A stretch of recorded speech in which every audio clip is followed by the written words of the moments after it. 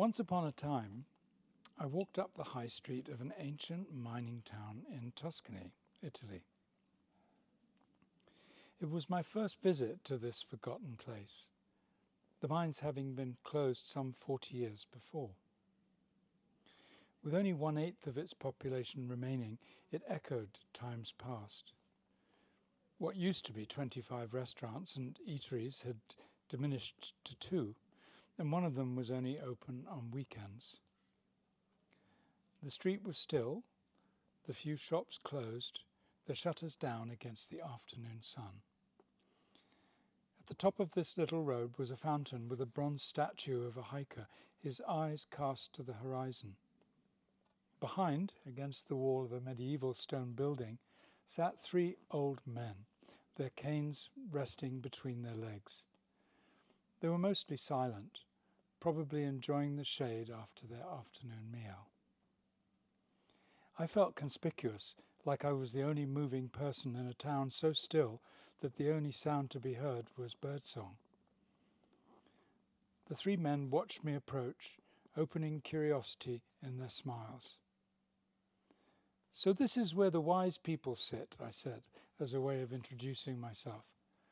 They chuckled knowingly amongst themselves. "Well, you are the elders, right?"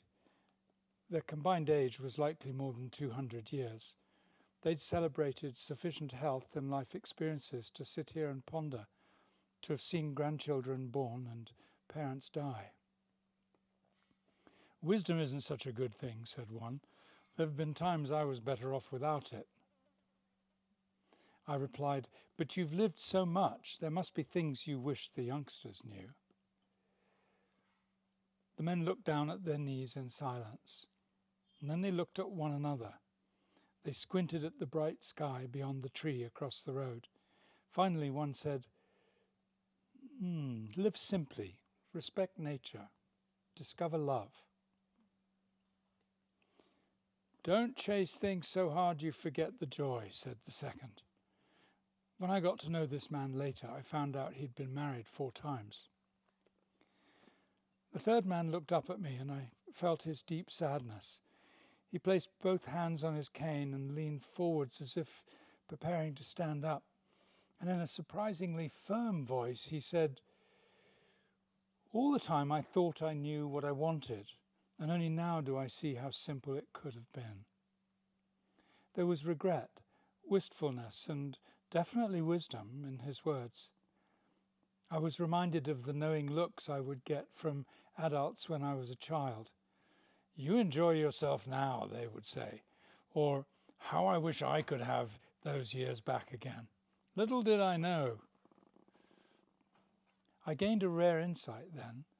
It's not until the last part of our lives that we understand the size of the frame that we've lived in.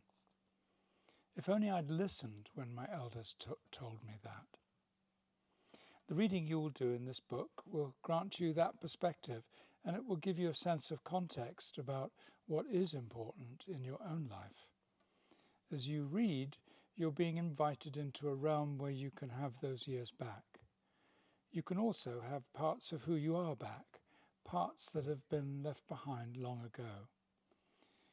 You'll get to let go of who you thought you were before you begin to discover how much more you can become.